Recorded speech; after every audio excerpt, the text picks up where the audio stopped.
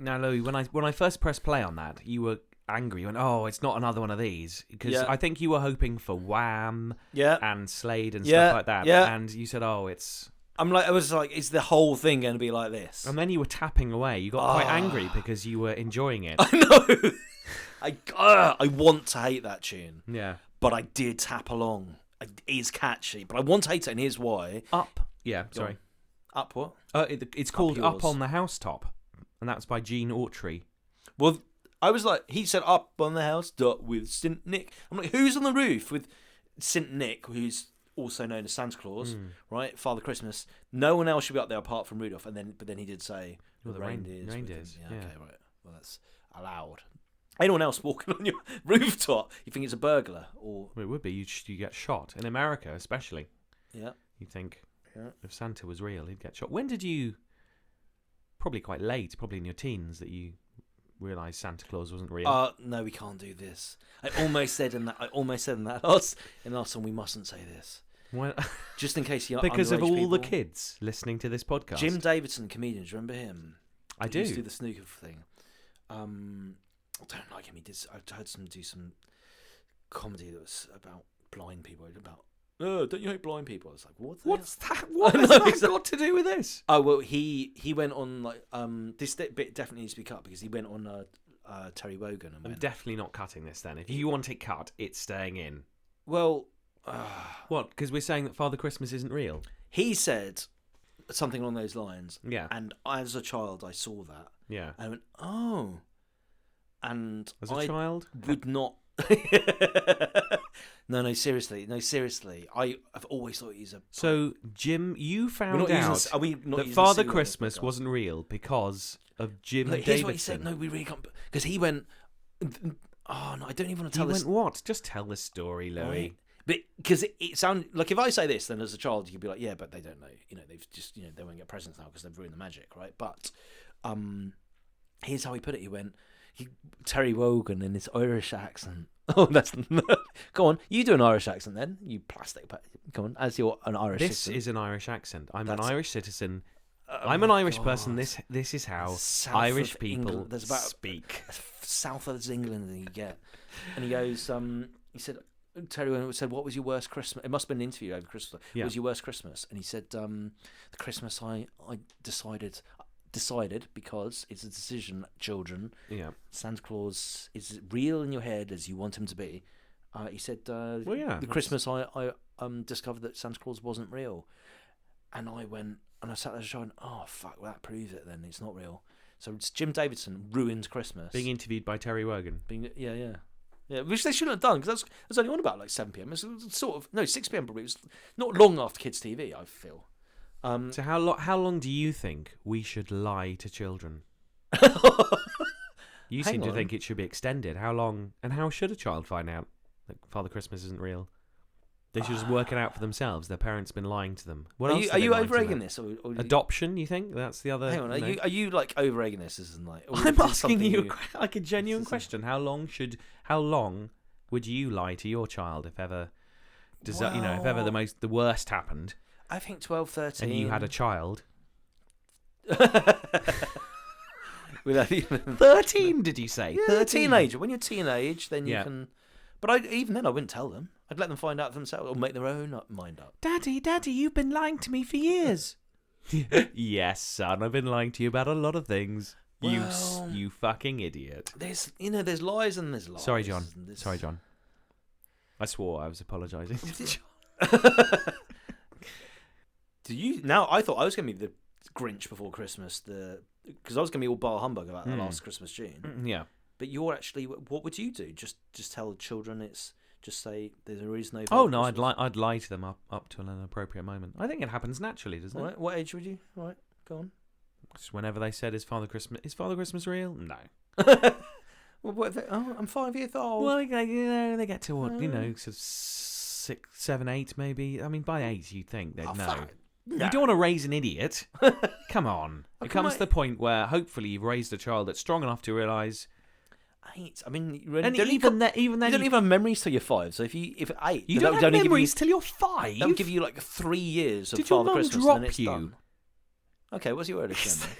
Well, like 3, 4 maybe. What do you remember when you were 3 years old? The house we lived in, stuff I was doing. Your earliest memory's 5. You just remember being picked up off the floor, probably crying. I remember my first day at school.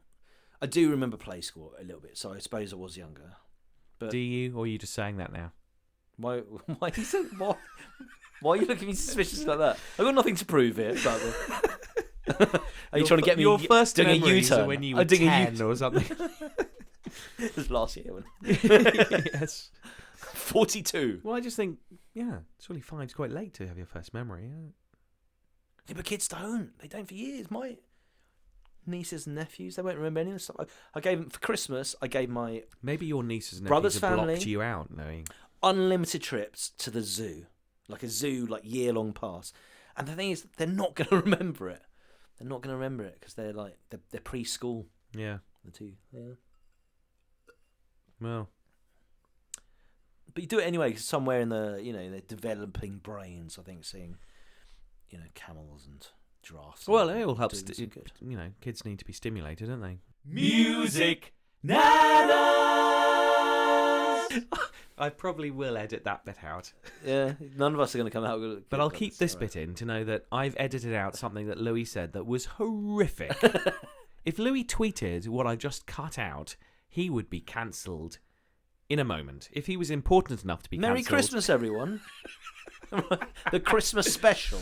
The time of love and joy to all. Now, that Christmas song, Louis, that last Christmas song, I have a problem with some of the lyrics. I'm not... Louis, can you please try and focus? Right, let's get back to the point. Right, this tune. The lyrics, that Christmas song. Yes. I'm not sure you could get away. I mean, it was written in 1864, that song. That recording was 1953, but the song was written in 1864. You're kidding me. And some problems now. Like, you can't, like the Fat Controller in Thomas the Tank Engine. Yep. They've changed it to the Stout Controller or something, I think, haven't they? Or something of that nature. I don't watch it so much. Because you can't say fat anymore. You can't. Apparently, being medically obese, you have to say that's beautiful nowadays, whereas actually there's a lot of health problems associated with that. But anyway, the lyrics. Yes, kids all over the world. This is the lyrics. Okay. Saying their prayers and go to sleep. That's fine. Mm-hmm. Knowing that when they wake up, the little fat man with a long white beard. Oh, you can call Father Christmas fat. Yeah. Is that not PC anymore? Rotund Father. You can't say fat. You have to say that. Surely you'd have to. And that's an oxymoron. The big boned the Father little Christmas. fat man. I suppose you can be small but fat. You can be small and fat. Yeah. Yeah. But I'm sure you couldn't really say that anymore. And left the answer to a wish from the most wonderful magical sack. Yeah, you couldn't say that. That there ever was.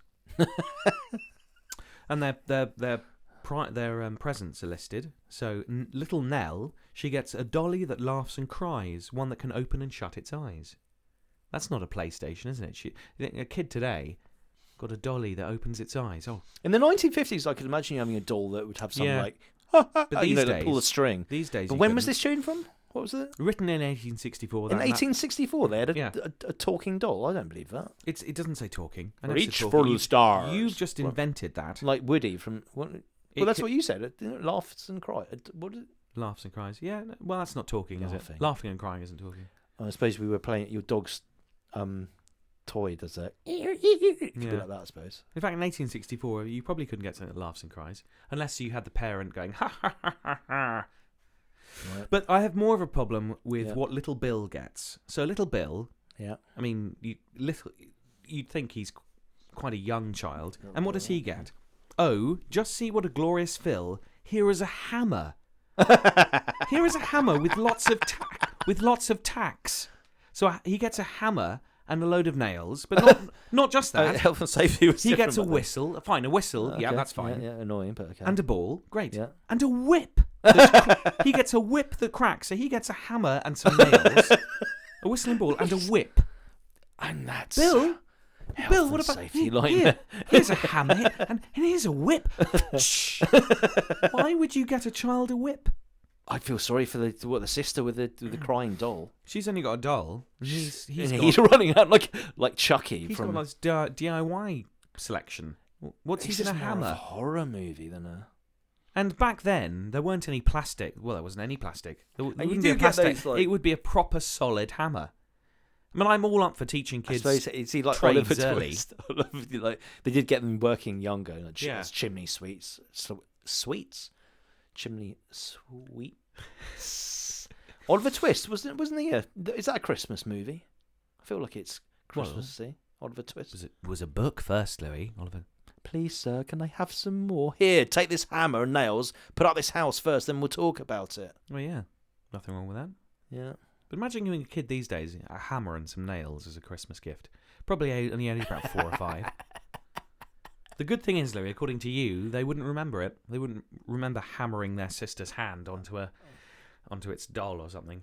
Yeah. Yeah. So yeah, that wouldn't pass muster these days, would it? Well, that tune, it reminds me of, like, it felt very 1950s. A department store at Christmas, there's annoying jingles or like elevator music. So I really wanted to hate it. I was like, bar humbug. But you were tapping But along. then it I know, it got me. But that's actually worse, isn't it? It's like an earworm that just gets to you. It reminded me of those 50s TV shows. Like, do you ever watch Bewitched? Not the 90s band, pop sensation from Ireland, From my home, your home country, your biggest achievement. But where she wrinkles her nose to well, when she wiggles her nose to make a wish, no, not to cast a spell, wasn't it, in 50s? But she had to keep it secret from her husband because she was keeping up appearances as a 50s housewife. Well, if you're a witch, you have to keep that secret, like throughout history. Oh right, so they don't burn you. Yeah. That's a cruel trick, isn't it? That if you're the water test, they throw you in the river, and if you float, you're a witch because God saves you, and if you sink and die, then you're not a witch. Either way, you're getting a whole load of death, aren't you? Bum deal. But like Harry Potter and Hermione, were they witches, weren't they? So they did all right. Times have changed, you see. Yeah. Owing Harry Potter. Yeah. Yeah. J.K. Rowling went to Exeter as well. Do you know that? Exeter Uni. Did she? Went to our uni, yeah. I thought she was like some poverty-stricken single mother in Edinburgh before she wrote those books. After she went to uni. Oh, then after, right. Yes. Okay. After university, she went back to Scotland. Oh, right, and then it went downhill. Right, okay. Yeah.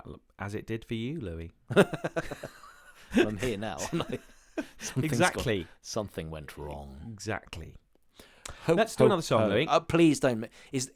Unless this is some sort of thing where you're going through the ages and they get more modern, please don't tell me this is another, like, historical tune. Do you not like older songs? It all has to be modern. You want modern. You just want all the. This is what I'm trying to avoid, Louis, is doing all the modern pop songs. Oh, is that deliberate? But when I think of Christmas tunes, I think of like, yes, so here it is, Merry Christmas. Yes, Louis. Exactly. That's exactly why we're not doing that. Last Christmas. Well, no, I'm glad you're not doing Whamageddon, but Wham. That's a great song, though. Last Christmas. He wrote that in his. Why isn't that on this playlist then? He wrote that in his bedroom. Why are we getting the fucking he wrote playlist that in his bedroom? The Wizard of Oz? That has earned more money for charity than Do They Know It's Christmas? All the money from Last Christmas, the song, goes to that the Ethiopian fund, and that's earned more money for that. And he played and sung all the instruments on that song. They went into the studio. Loads more impressive. He did it all himself. But he doesn't big himself up. He's not like Bob Geldof going, "Oh, we're doing it for the children." No, like exactly. He just quietly did it. Quietly donated everything. The more I learn about George Michael, the more I respect him and admire him. Fair enough. No, I've never been a massive fan of Wham, obviously. Wake me up before you go. But he's a very, it's a shame he's dead. What? He does what? I'm not joking. Is he dead, is he?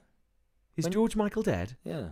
Yes. He's not old enough to... Really? What did he die of? He's not old enough to drug die. Overdose or something? You have to reach 50 before you can die. Was it some rock and roll drug overdose? He had a hearty Boxing Day in a couple of years ago. It was like three or 4 years ago. He died on Boxing Day, didn't he? And he was found in his flat, dead. Oh. Yeah, very sad. Yeah, he's dead. At Christmas. Well, this ties in with the theme of of the podcast. Yeah. Thank you for doing that for us. letting you know he's dead. Michael. John Lennon's dead as well, Louis. Jimi Hendrix is dead. You tell me Elvis is dead next. Yeah, and Amy Winehouse, she is also dead. So sorry about that. Sorry to let you know. It's like the Ghost of Christmas Past, the musical. Right. Anyway, I feel like we're. Come on, next tune then. Let's do a song. Here is a song, Louis. You're gonna like this more. Are they dead? This is a. They're actually not dead. No, Okay, nice. She is not dead, and I'll tell you about it. Here is a song, Lou, that you will enjoy more. So yes, here we go.